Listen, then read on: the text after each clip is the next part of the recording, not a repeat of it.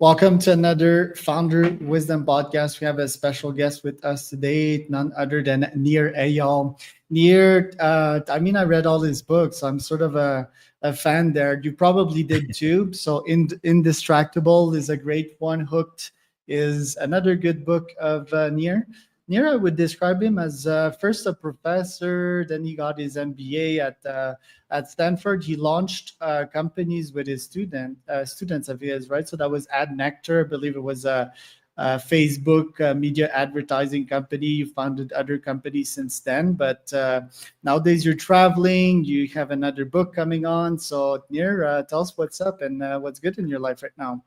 Thanks so much. Great to be here with you, Charles. Appreciate it. Yeah. So let's see. So right now I'm in Singapore and enjoying my time here. And next month I'll be in Paris for 2 months. And I've got a few speaking engagements throughout Europe. So I'll be there. And then just a quick intro to my background. So I'm what you call a behavioral designer. So I help companies build habit forming products to improve people's lives through healthy habits. So I've worked with all kinds of companies from companies like Duolingo to help people get hooked onto language learning. Companies like Fitbod, I'd use my hook model to get people hooked to exercise. And so that really came out of my first book, Hooked, which came out of a class I taught at the Stanford Graduate School of Business, which is all about how do you build habit forming products for good. And then my second book is kind of about the other side, where we want to get hooked to certain products and services. We want to get hooked to the exercise app, to the language learning app, to the personal finance app. But then we also want to disconnect and not be quite so distracted from other things that might take us off course. So not using, social media so much, not constantly checking email, being fully present with our family, not drinking too much, not smoking too much, not eating too much, anything that is too much, that is a distraction from being the kind of person we want to become. That's what Indistractable, my second book, is all about. And now I'm working on a third book, which will be published in about a year, which is I think the most exciting work I've ever done. It's really changed my life for the past 5 years writing this new book. This new book will be about the power of beliefs. And so that's still a year away, but I'm starting to share content on my blog in terms of the research that I've uncovered and how it's changed my life. And how did you first get into this? Were you obsessed about human psychology, self-help? Was it to improve your own life? Like, how did you get into this at first? Yeah. So one of my mentors, Gretchen Rubin, who's a very successful author, she told me that research is me search. And so I've always kind of followed that mantra that I'm not one of these authors that teach you what I know. I teach you what I want to know, meaning that my curiosity is what drives my writing. And so for most of the problems I have in my life, and I have no shortage of problems, everyone does, I just lean into those problems so that I can help myself, frankly, quite selfishly. And so most of the time, I'll journal about it. Maybe I'll talk to my wife about it. Maybe I'll talk to one of my good friends about a problem I'm having. And if I still haven't found the answer, maybe I'll find a book about it or, some guru and kind of figure out what I need to do. But then every once in a while, maybe once every 5 years or so, there's a challenge in my life that I can't find a good resource for that doesn't help me. And so that's exactly what happened with Indistractable. I read every book on the topic that I could find about how do I stay focused? How do I do what I say I'm going to do? How do I live a life that is not full of regret because I was, scrolling too much or watching too much or drinking too much or whatever the case might be? How do I live my life without regret? And the books out there on the topic, basically kind of said the same thing. Get rid of your phone, stop checking email. Well, that's not really useful advice. That's the kind of advice that maybe only a tenured professor could give. But people in the real world, we need these tools. These tools are super helpful. So that's not really a good piece of advice to just stop using email, stop using technology. It's stupid. So I really wanted a practical solution.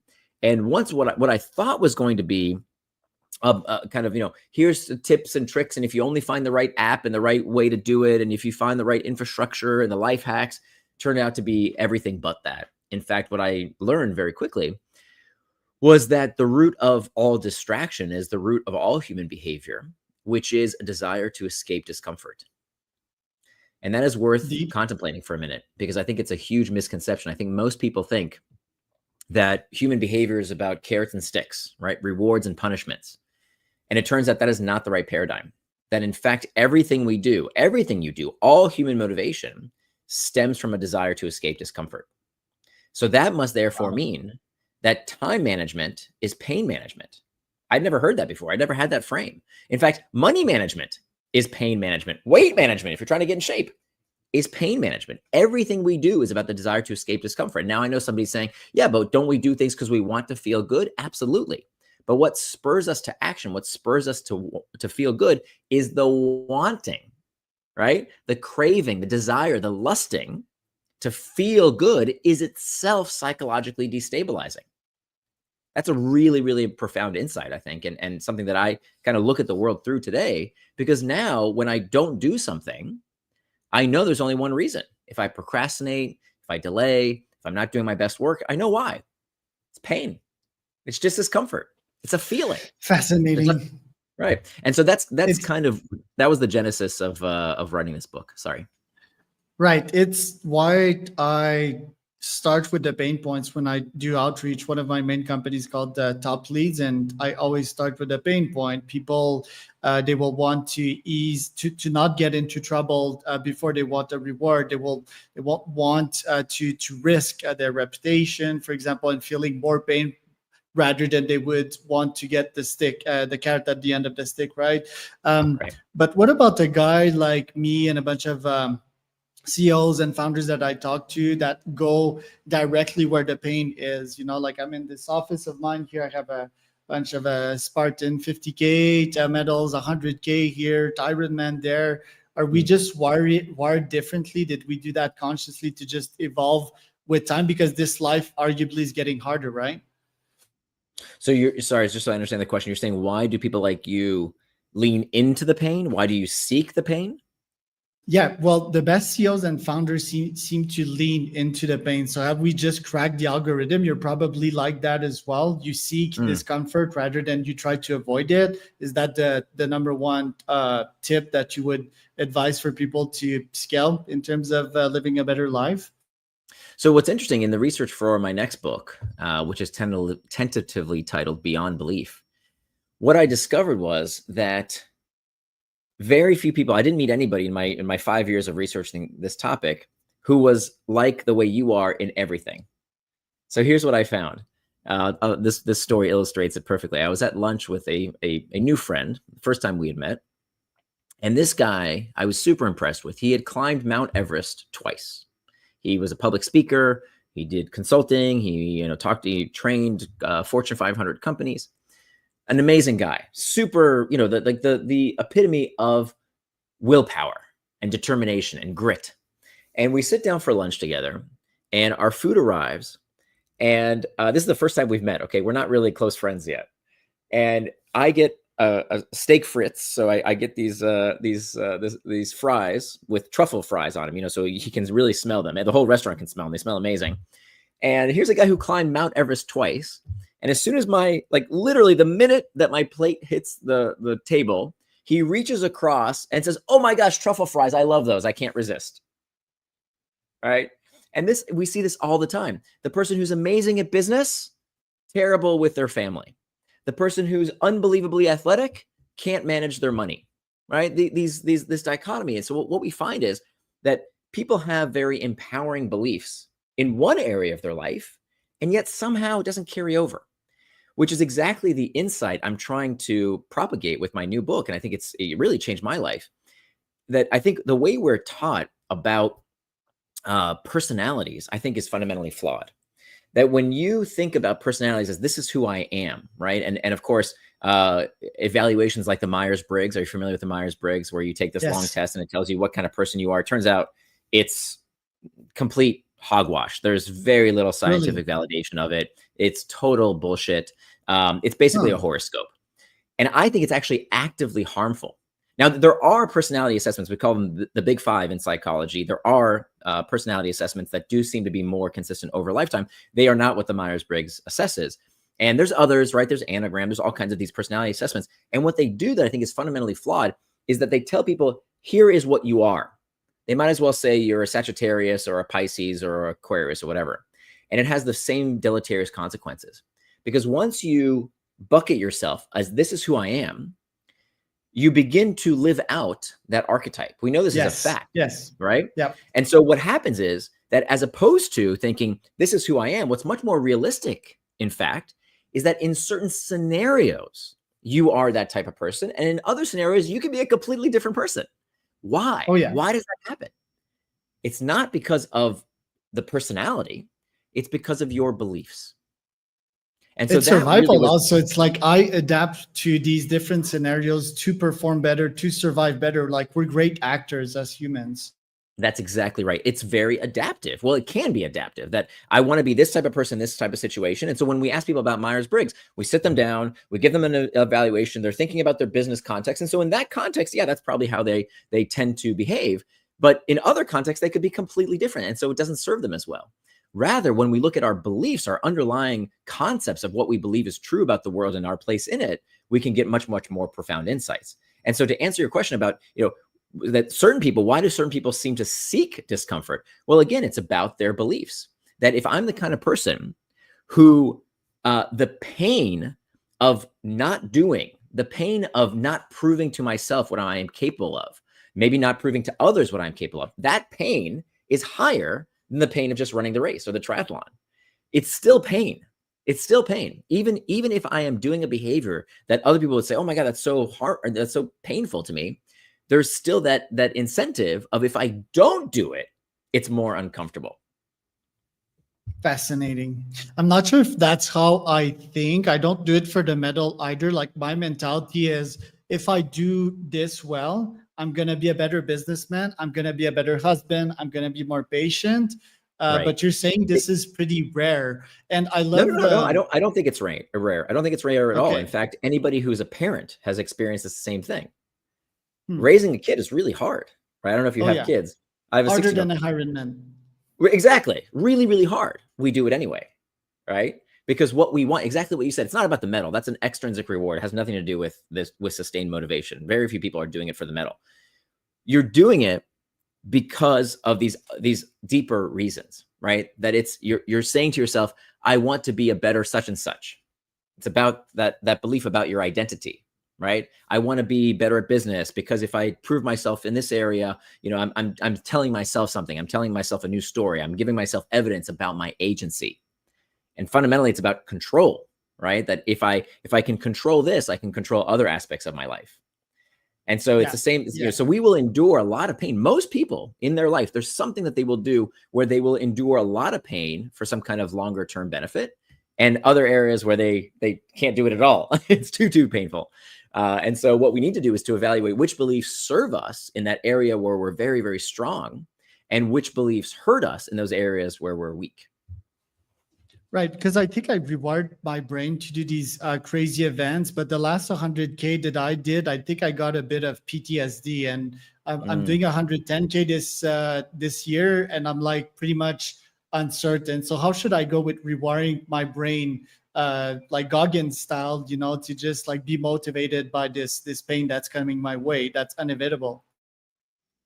Interesting. Well, you've been through it a few times. What got you through before? What were some of the attributes, the belief that you held before? And it doesn't necessarily have to be about the Ironman or the 100K that you did last time, but give me an area of your life where you believe you're consistent, where you believe that you're good at it. What are your beliefs there that serve you? Yeah, business is definitely one that I can calculate, and every year I'm earning more. I'm getting more profits. I'm being more successful, and the why I'm doing these ultras. I'm running them with an ex co-founder of mine, and he's a great buddy. And this is just fun. Nature is great as well. But I also think it's like an ayahuasca trip without like getting any drugs, right? It's you just go through it, and in the end you have like great memories. But yeah, that sort of affected me, and the underlying belief, like I said, is very much like, if I do this, I'm just going to be a better human being, and it's the fastest, cheapest way to get from mentality A to mentality B. Right. Yeah. So what I found in my research is that these beliefs that either hurt us or serve us, what I call limiting beliefs or empowering beliefs, they have these three powers over us. The first power is the power of attention, that our beliefs literally change what we see. And I'm not speaking figuratively, like literally. We know that people who have beliefs around a fear of heights see distances as further away. We know that people I who are have that. dieting, what's that? You I have have a that? fear of heights. Yeah. Okay, Yeah. interesting. So you literally see heights differently than I do. I'm a private pilot. I don't have a problem with heights. We literally see those things differently. We know that people who are on a diet see food differently. People who are dieting see food as bigger, like literally physically bigger. So our Interesting. attention is manipulated by our beliefs. For entrepreneurs, this is a big one. We know that people who are entrepreneurs see opportunities differently. They do what I call make their own luck. That they can literally see opportunities. They see $100 bills on the floor that other people don't see, right? And they take advantage of those opportunities. So that's the first aspect. Is the first power belief is the ability to see things that other people can't see because of this power of attention.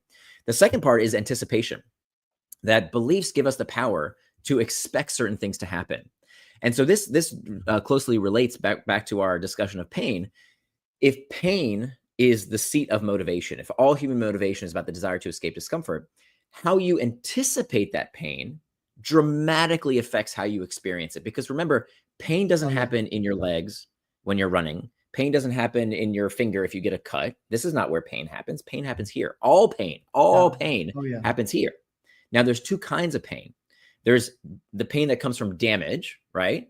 And then there's the pain that's called neuroplastic pain, which is pain that Self-created. occurs. I'm sorry? Self-created. It's not necessarily self-created, it's learned. So Right. neuroplastic pain is the kind of pain that persists even after the damage has been fixed. Because again, it's just all in your brain, right? All pain is here. Pain is a sensory response. It's not a physical response, right? So even if the damage is here, the assessment is here. So we have these amazing stories of people in World War I, World War II, who are dragging their buddy to the medic and telling the medic, "Hey, my friend is unconscious. Help my friend. Help my friend. He's just been shot. Help him." And the medic looks at the guy and says, "Buddy, where's your arm?" And the guy looks down and notices he doesn't have an arm. Why? Because again, it doesn't matter. It's not necessarily about the damage. It's about the perception. And so this is why there's a difference that most people don't recognize between sickness and illness. Do you know there's a difference? So sickness is what happens in the body. Illness is what happens in the mind. It's two separate things. So you can be sick and not ill. For example, if you have, God forbid, cancer, but no symptoms, you're sick but not ill. More interestingly, you can be ill without being sick. So you can perceive pain in the body without having anything wrong with you because of this response happening in your brain. So if you can anticipate pain differently, and so this gets back to your question about, well, how do I get myself over this very difficult occurrence? The people who, the ultra marathon runners, they have these techniques where they put themselves in what they call a pain cave. Have you heard of this before? Yeah, it's my house. There you go. Okay, you get it. So so you actually, well, tell me how you do it. I'd love to hear from you actually. How does it work for you?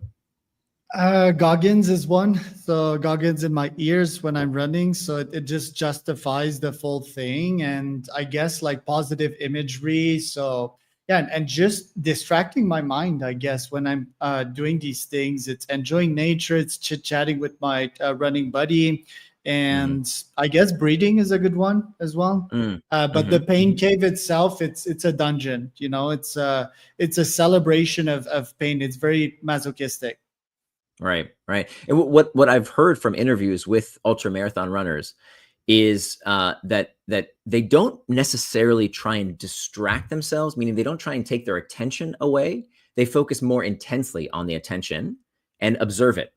And so this is actually the same exact technique we see with people who suffer from chronic pain. There's a technique called pain reprocessing therapy. So people who have back injuries that are totally healed, and yet they still feel chronic pain.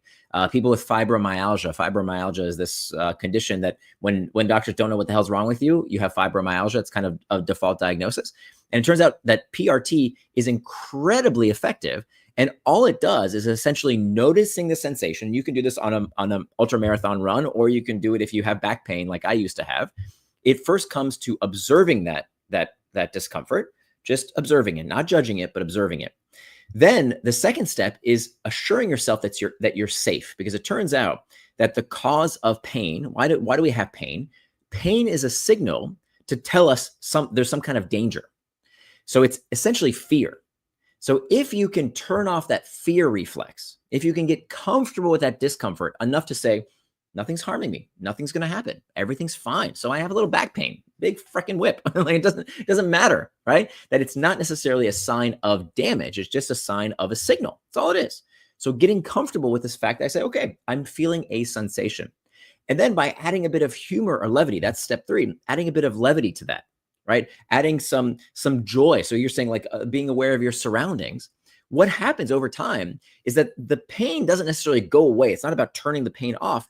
It's that the brain refocuses attention away from it and onto other things because it anticipates that nothing bad is going to happen. And so that's really the formula that we see. And what's interesting, that can help people who are doing incredibly painful things. Like in the book, I document somebody who went under, had a ankle surgery where they literally were cutting into his bone and he had zero anesthesia, none, not even topical. Right. Incredible. And then it was so easy for him that he did his colonoscopy the same way. No anesthesia whatsoever. Oh my God. Yeah. Incredible. And it's all because of this power of anticipation and attention. And the third part that we didn't talk about, the third pillar of belief, the power, is about agency. So anticipation, attention, and agency. Agency is this power of beliefs to help you do what you say you're going to do. So when you feel in control, when you have power, when it's your decision, not somebody else's, not your body's, not the environment, but you're going to focus on what you can do, that's an incredibly empowering belief to have. Yeah, I love all of these. And I guess the breath work, it calms me down just to remind myself to breathe slower because, yeah, I noticed, I'm in Mexico and I took a new bath the other day and there was these 3 big dogs barking. And as soon as my body saw that, I saw my stomach cramp, And yeah, these stomach bugs, when you're running, it can really affect you because most of the energy comes from your gut. So you really need to calm yourself down. I love the humor one. I started the founderhumor.com, which is like a newsletter for founders. And it's really silly. It's built by AI. We're going to get to that eventually today. But to your thesis, it's sort of reducing the cortisol and increasing dopamine and serotonin so that the neural pathways can find the right direction and make memories and solidify. Is that it? I don't like talking too much about the neurotransmitters because I mean it's maybe a good metaphor, but very few people, even the experts, really know what they all do. I mean it's okay if you need evidence as why this works, and if that's a good metaphor for you, fantastic. I like to get more in terms of these 3 pillars of what can I do in terms of how I'm focusing my attention? What am I paying attention to? What am I anticipating would happen? And how can I use different exercises to anticipate what I want versus what I don't want? And then finally, where do I have agency and control? And so it's not so much about, there's a joke in the neuroscience community. What's the role of dopamine in the brain? The role of dopamine in the brain is to confuse neuroscientists. Because dopamine does like everything, right? Like some people think it's like the cocaine molecule. It's not the cocaine molecule. Yeah. Some people think it's the reward molecule. No, not exactly. It's really about the molecule of desire. But anyway, that's a whole nother discussion. But if it's useful for you as a metaphor, it's almost like, the way people use serotonin and dopamine these days, it's almost like, the Greek god Zeus and Apollo and Dionysus, like these forces in your brain. And okay, if that's a useful metaphor, terrific. I find a lot more comfort instead of the problem with the brain chemistry stuff is that doesn't always feel in our control. Like, where's the button I can push to release endorphins? I can't. What I can do is a specific exercise or a thought process that in the result of that, the byproduct might be that I feel better. And does it really matter if it comes from endorphins or dopamine or serotonin? Not really.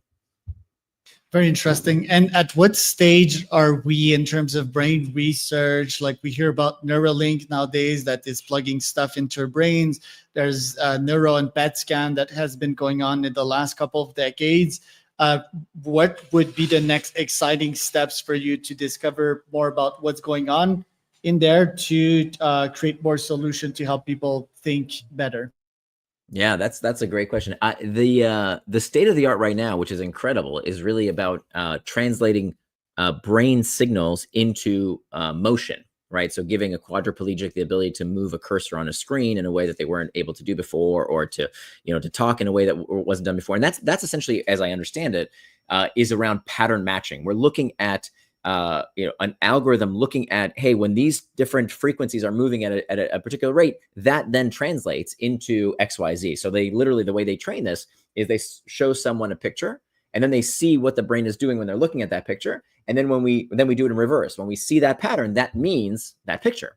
Amazing. But that's kind of one directional at the moment, and it will be for quite a while. Remember, we don't know jack shit about the brain. Like, in relative terms, we pretty much understand a lot about the body.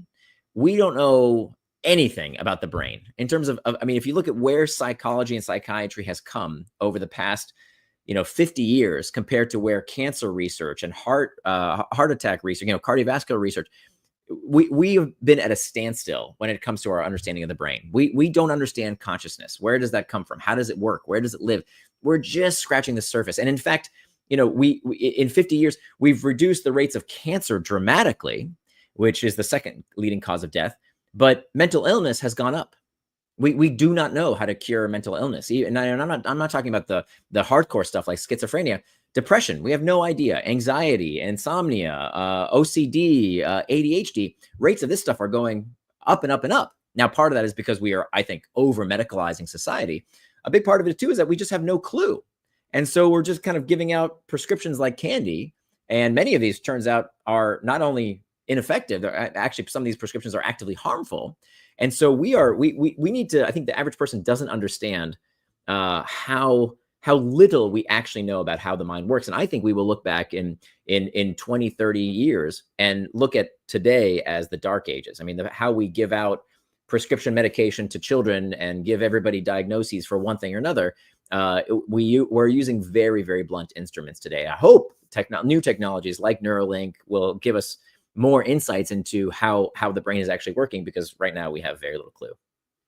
And my thesis is that your best shot at helping people fix their own mental stuff would be your books. I think people still read books, right? And your content and all of that. Thanks. But isn't the most promising and scientific therapies nowadays about psychedelics?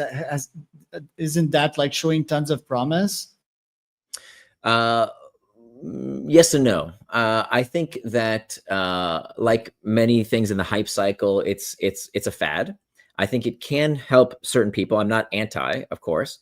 I don't think it's for the average person at all. We know that there can be very negative consequences if it's not done properly. I think it's really, like all pharmaceuticals, should be the last resort. I think we tend to, in society, because we've made so much progress when it comes to the things that pills can do in other areas of our life, we think that it can fix everything. And that's a big, big mistake. And we've seen this again and again and again, that we think there's some kind of magic pill. We take it, we're supposed to get better. And we should be careful about anything we put in our bodies, but especially anything that messes with our brain. So if there's a severe condition, right, that is, we've exhausted all other options and we've got nothing left, of course, pharmaceuticals, what else can we do? But I think way too many people are jumping into, whether it's ADHD medication, whether it's psychedelics, whether it's whatever, before they do some hard work. And this is a real pitfall. Like, if you're fucking doing ayahuasca or LSD before you haven't cracked a book on how to have a good relationship with your spouse, you're looking for the magic pill. Big mistake. You're going to create more problems for yourself. Now, what psychedelics do, and here's the big secret, they don't fix your brain. Now, even the people who say psychedelics are awesome, one of the things I hate about psychedelics is that people who are into them won't shut the fuck up about them. And that tells you something, right? It tells you something, because it becomes an obsession. It's not physically addictive, but it is psychologically addictive, because I got so much progress. I did so much with them. Now they just won't shut up about them, because they want to tell everybody to normalize their own feelings about what they've just done.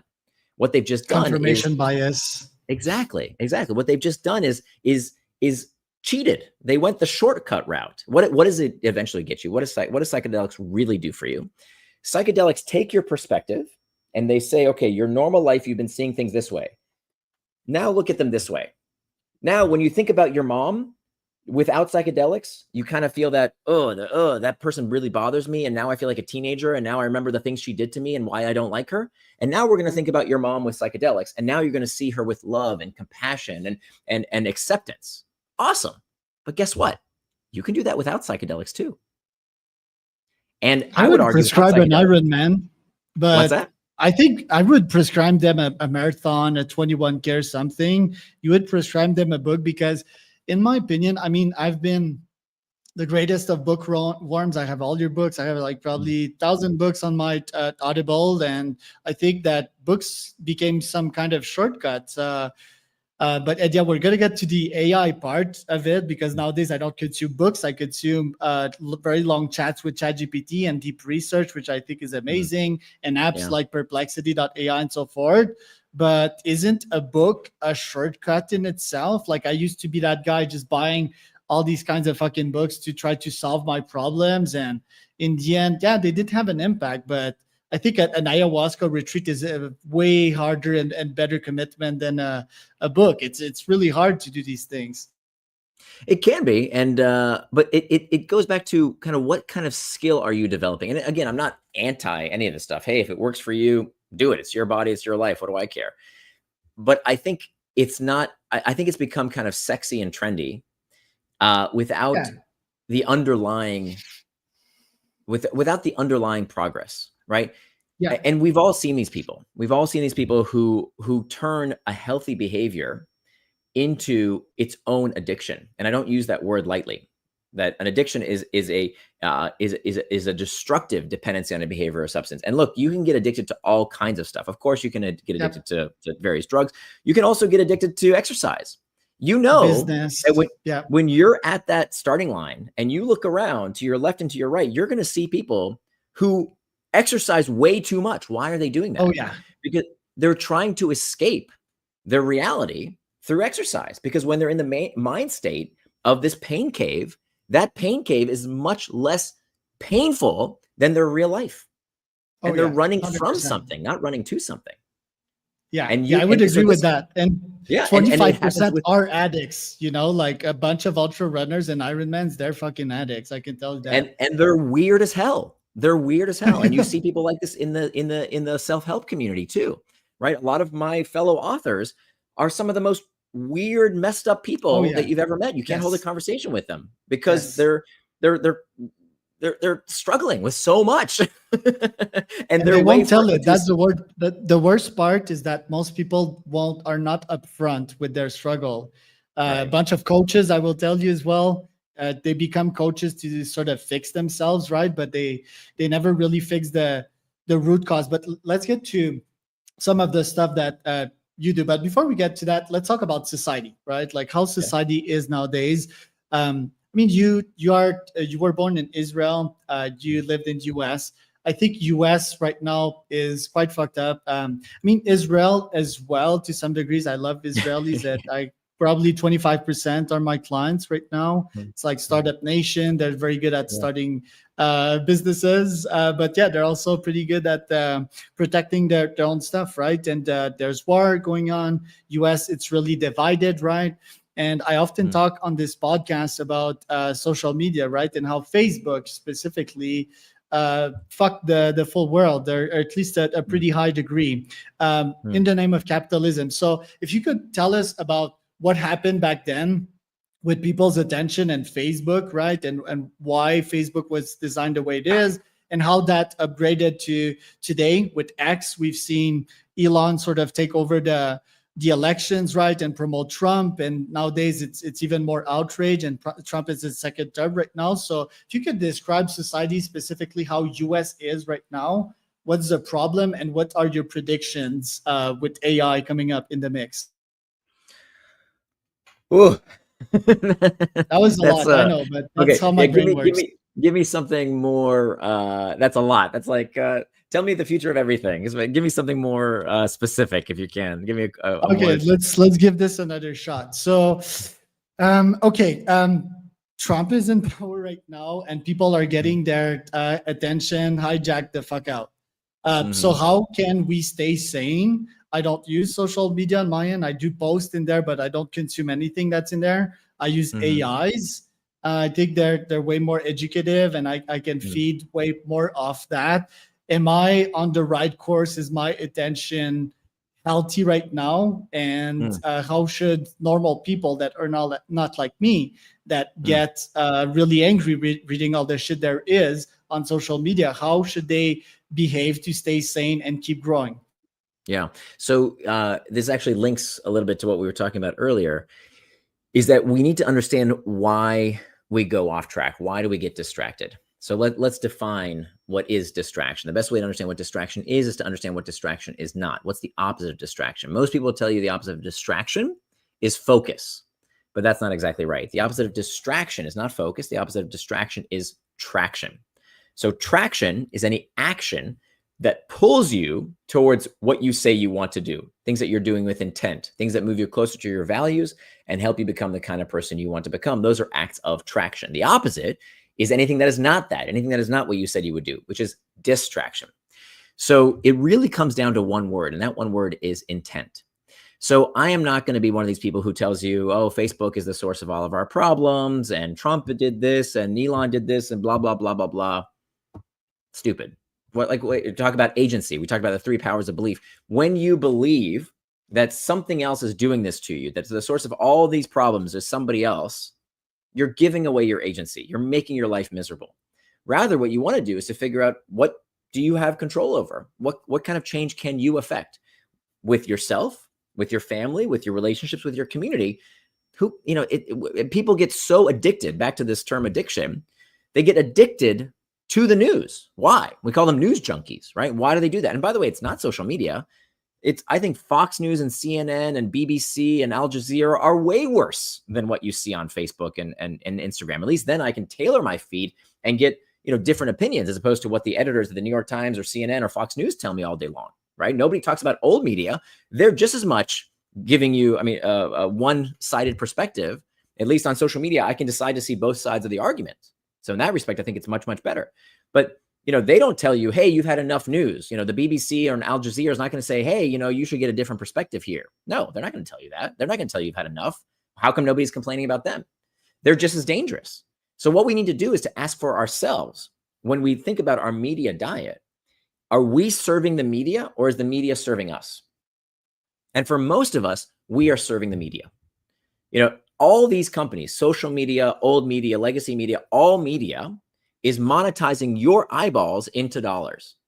And CNN and Fox News and Al Jazeera and BBC are in the same business as Facebook. It's the same business. They are selling your attention to advertisers. So are they going to give you what you need? No. They're going to give you what's going to get you emotionally excited, so you keep watching this melodrama of wars happening thousands of miles away that have nothing to do with you. They don't care if you waste your life away watching TV. That's what they want you to do. So it's not just social media is doing it. No, that's the big lie. The big lie is that social media started this. No, all media is the problem. Now, does that mean media is bad? Absolutely not. It's wonderful. You should be informed about what's happening in the world, but you have to do it on your terms and your schedule, not someone else's. So the best thing you can do, if that's one of your values, is to stay informed about the world. If you only use the media when you're bored and tired and lonely, it's going to perpetuate that. It's going to make you feel more bored and more lonely and more tired and more angry, because that's what the media does. And it's not just social media. I'm telling you, you'll find the same crap on every media platform. Rather, what you want to do is don't use those media sites when you feel like shit. Use them on a schedule. So ask yourself, how much time would the person I want to become? This is the definition of values. What are values? Values are attributes of the person you want to become. How much time would the person I want to become spend catching up on the news? How much time? It won't be, oh, I'm going to check up on the news when I feel tired and crappy at the end of the day. No, it would be, you know what? I'd like a nice morning digest that tells me the big headlines, so I kind of get a grip of what's happening in the world, and I don't want to spend more than 15 minutes on it. Guess what? There are amazing tools today. I mean, there's so many out there that will deliver exactly that to your inbox every morning. So that's a healthy way to consume media. That's where you are using media, as opposed to what they want you to do is check every time I feel like crap. right? That's called an internal trigger. An internal trigger is the source of 90% of our distractions, these uncomfortable sensations. That's the wrong time to use the media. And people that don't have values, identities, are they just outside of your ICP and you can't do anything for them? No, absolutely not. I think everybody, the first step should be to define your values. And how do you That's do actually that? the first step. Yeah. How do you do that? How do you define your values? So what are values? So my definition of values are attributes of the person you want to become. And then the best way to define your values is not to just sit there and say, what are my values? Let me think about it. What you want to do, if you really want to know someone's values, you look at two places. You don't look at their mouth. You don't listen to what they say, because people say all kinds of stuff. What you do is you look at two places. You look at how they spend their money and how they spend their time. That's your values. Ooh, I like that. And their That's energy. it. Yeah, it's how you spend your money and how you spend your time. Now, money, it's amazing because most people understand, I have to have a budget. Is this a good purchase? Is this not a good purchase? Oh my gosh, I have a coupon. I'm going to split the check. We're very, very stingy with our money, which is exactly the opposite of what we should be stingy with, because money, you can always make more of. You can always make more money, right? You can sell something. You can find a way to make more money. You cannot make more time. I don't care if you're Elon or you're Bill Gates or whoever. I don't care how much money you have. You cannot make more time. We all have the same 24 hours in a day, and those days are limited. And so we should be very stingy with our time and generous with our money. Most people are the opposite. They're very stingy with their money, but time, the media wants to tell me about some stupid war that I have nothing to do with. Yeah, sure. Let me get all upset about that. We give our time to anybody who wants it, but we should be very stingy with our time and generous with our money, because we can always make more. So how do we determine our values? We sit down and we look at our calendar. We look at our calendar and we ask ourselves, how would the person I want to become spend their time in these three life domains? I use these life domains as a roadmap to help you fill out that calendar. So the first life domain is you. If you can't take care of yourself, you can't take care of other people, you can't make the world a better place. So ask yourself, how would the person you want to become spend time taking care of themselves? Now, what does that include? It includes exercise. People say, what are your values?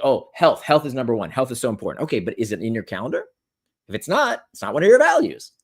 Then rest. I used to yell at my daughter and say, you have to go to bed on time. It's past your bedtime. And then she looked up at me and she said, Daddy, do you have a bedtime? And she was absolutely right. I didn't have a bedtime. Now I have a bedtime because I know rest is one of my values. The person I want to become gets good rest, right?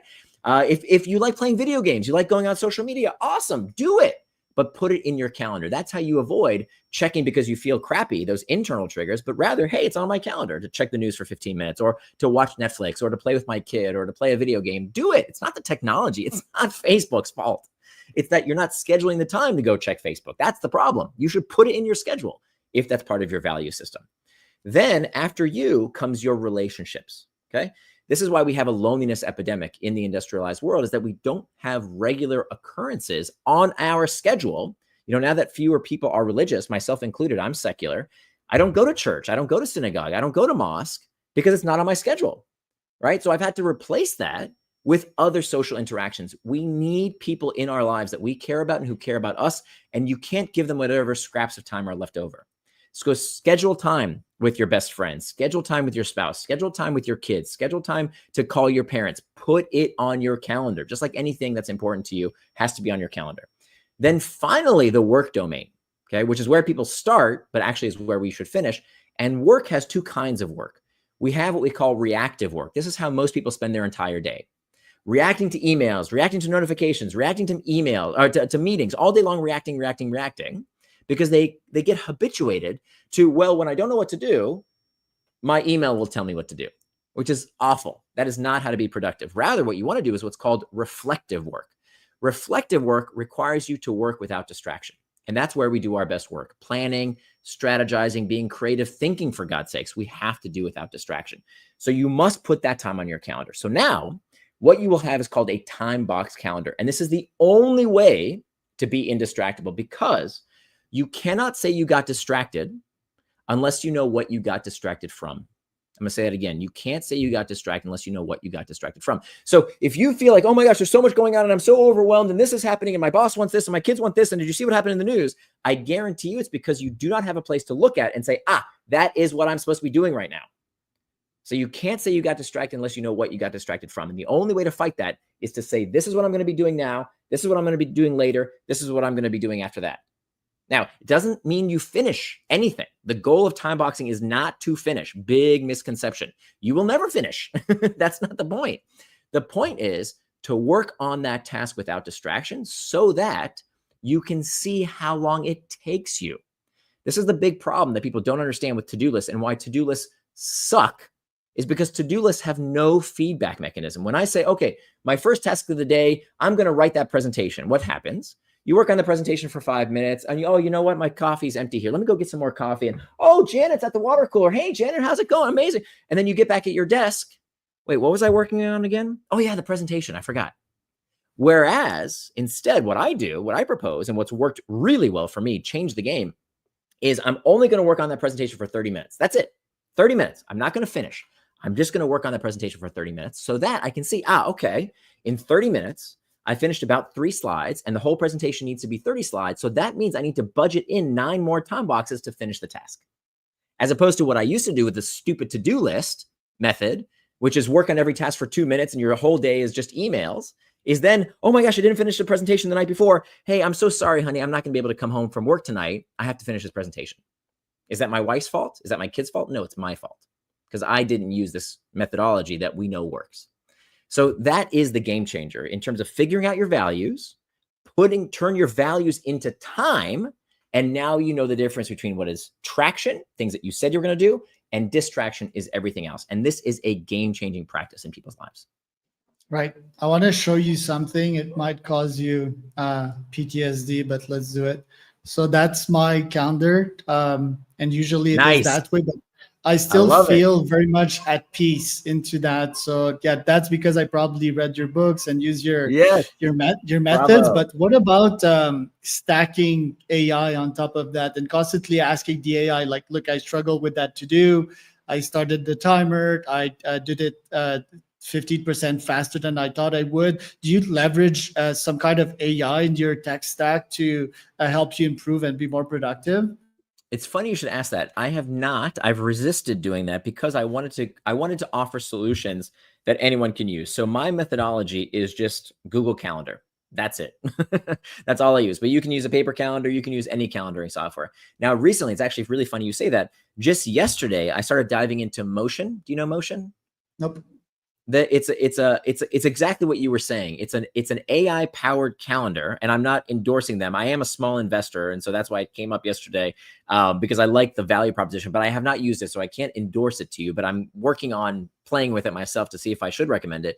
Essentially, it does what you said. It looks at your calendar and said, "Hey, if you're behind on this task, it's going to automatically find where you can find more time to finish that task if it's a priority." And it also informs your team. Like one of the things I don't like about Notion and some other products is that it's very good in theory, but not in practice. Because if somebody is behind schedule or got sick or whatever, where's the process to then push everything over and find the time to do the task? Because you can have a million tasks, and this is why I hate to-do lists. You have a million tasks, but that's just the output. For every business that has output, you need input. Well, what's the input for knowledge work? It's time and attention. So where's the time coming from? You can't do the things unless you have the time to do it. And so that's what I think new tools like Motion, which apparently uses AI to figure that out, are supposed to do. Again, I can't endorse it, but hopefully I'll have more information soon. And what about a tool that records everything that goes on your computer and that could eventually be a better Nir? Do you feel that AI agents are going to totally change the market and eventually you're just going to chill with your wife and daughter while this thing is working in the background? I think it's already helping me a ton. So I created a Nir bot, a custom ChatGPT bot that basically I uploaded my books and all my articles. And what's wonderful is when someone sends me an email and they ask me a question that I know I've answered before and I don't want to type it in up again. And so I'll basically just cut and paste their question into the Nir bot, spits out an answer, and I'll have to modify it a bit. It's never perfect, but it gets me, 80% of the way there. Incredibly helpful. So that's fantastic. It's, AI is amazing at resurfacing what is already known, what's already been said. What it's not good at is making novel connections. So, for this third book, I've used AI quite a bit for research. Unbelievable. So helpful. I mean, I can do in an hour what used to take me a week of research. So incredible. It's crazy. Wordsmithing, unbelievable, right? If I give it an outline for a chapter, it can do a really great job putting together, I don't need to worry about should I use that or which, I don't need to wordsmith. That's not my zone of genius. What it's terrible at is surprise me, give me novelty, give me something I haven't seen before. And for me, that's what I do, right? My specialty is taking this crazy story about this person you've never heard of and this study you've never heard of and maybe something you have heard of and putting it all together in a way that makes sense, that's compelling, that's memorable. That AI is really, really bad at. I think the long and the short of it is it's great at wordsmithing.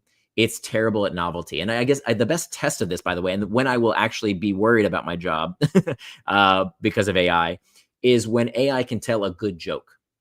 So AI today can tell jokes, of course, but most of the jokes are puns, right? They're puns. No, and puns I disagree with that. Yeah? Go check my Founder Humor newsletter. It is fucking hilarious. Yeah, you just need to prompt it right in. Novel? Yes. I mean, it is in the way that it is a joke that hasn't been done before. For example, it's about VCs, for example, and their silly Patagonia vest, for example. So I did prompt it the right way. But it is a new gag. It is a new scenario. It won't come up with it. But I also had that with AI. I was like, AGI is going to happen when this is going to crack funny jokes. And it did. I'm going to send you my best pieces of work. I'd love to see it. So I need to be more specific. I think AI is very good at generative, right? Like it's derivative, I should say. So if it's, Patagonia is a known thing about VCs. So it's really good at doing more of that. Is it good at doing something that's never been said before? Like a brand new, like a Dave Chappelle joke. Can AI tell a Dave Chappelle joke or a George Carlin joke? It's not there yet. If it has the data, it does, so it's just a data thing. But like we could argue, has Nir done anything like really novel? No, you've started from a branch that was prior to you. Like we can't really create new information that weren't there. Totally. I know we're almost on time. I think what it does, what I can do, I think what humans will do for a while is the novelty of the connections. I mean, AI is getting there. I'm sure at some point it will happen. But I think the value that I add is not that I bring up new things, it's that I bring up new connections between things. I think that's still valuable. Yeah, and especially the human part. Like you're good at connecting it with human minds. And I think that AI is not going to be able to replace that in a while. Last question I want to ask you, have you done everything that you wanted to have done in this life? Are you like proud of what you accomplished? Like if you would die tomorrow, like would you be like, yeah, I've done everything and this life has been good? What's next for you? Yeah, that's a deep question. Yes. And I think the reason I can say that today, I would not have been able to say that before. Yes, I could die right now. I don't want to die. I really enjoy life. But if that were to happen, I'd be very, very satisfied. Why? Because everything I've done in terms of my books has really been about minimizing regret. It's exactly this question of when I look back on yesterday, on last month, on last year, on a lifetime, do I look back and say, you know what? I did what I wanted to do versus what the media wanted me to do or what my culture wanted me to do or whatever. I did what I thought was important with my time and attention. So that's very much been deliberate. And what's next is that I finally finished this book. I'm handing it in next week, and I'll spend the next year or so finding folks who are interested in this philosophy of engineering our beliefs. And that's going to occupy my time for the next year or so. And then just spreading the message. That was so good. Thank you, Nir, for the wisdom. So that was Nir Eyal. You can find him at nirandfar.com. And Charles